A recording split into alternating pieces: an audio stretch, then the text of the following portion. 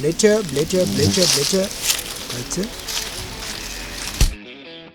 Servus meine sehr verehrten Damen und Herren, herzlich willkommen zur 10. Folge von Bayerisch für Anfänger. Heute im neuen Umfeld, heutiges Thema Schimpfwörter. Schon mehrfach gewünscht und heute geht's endlich los in einer wunderschönen Holzstapelatmosphäre. Viel Spaß dabei!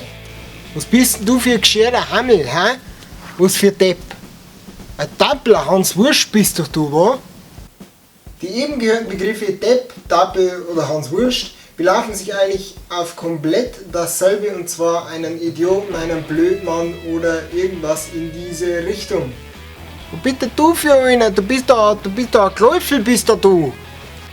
Ein Gläufel, das ist ein sehr unhöflicher Mensch. Saupreis, du Damischer. Saupreis, ein sehr bekanntes bayerisches Schimpfwort, wird eigentlich für alle Personen verwendet, die außerhalb von Bayern leben bzw. nicht in Bayern geboren sind. Also alle Nicht-Bayern sind praktisch Saupreisen. Genau wie du da oben und du da drüben auch. Was bist denn du für pingeliger Tipfelscheißer?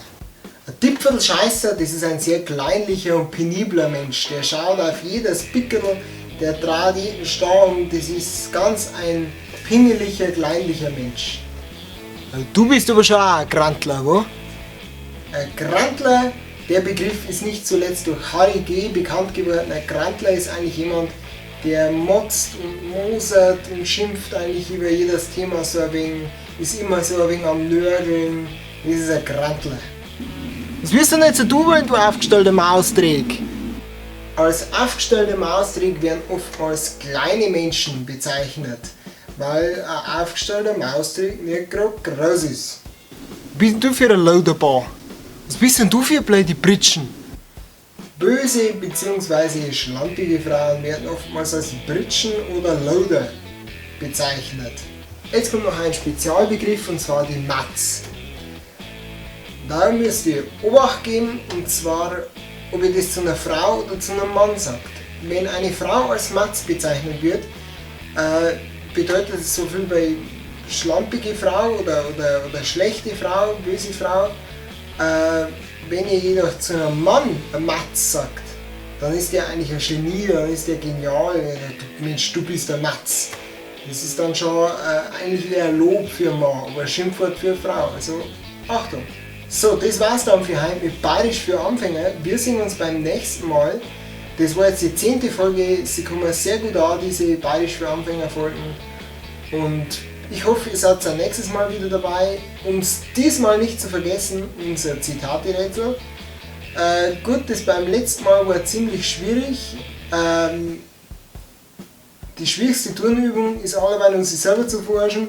Heißt auf Hochdeutsch eigentlich so viel: Die schwerste Turnübung ist immer noch, sich selbst auf den Arm zu nehmen. Das ist von Kurt Götz oder Kurt Götz. War anscheinend ein bisschen schwierig. Das heutige Rätsel ist eines meiner Lieblingszitate von einem sehr berühmten Comedian als Tipp.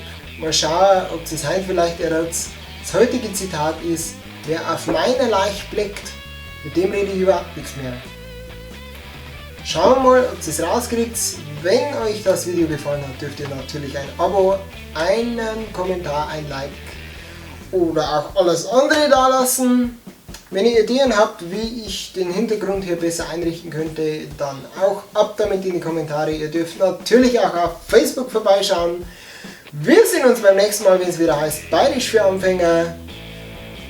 Ich bin nicht der Rucksack-Sepp. Bis zum nächsten Mal. Servus und seid freundlich.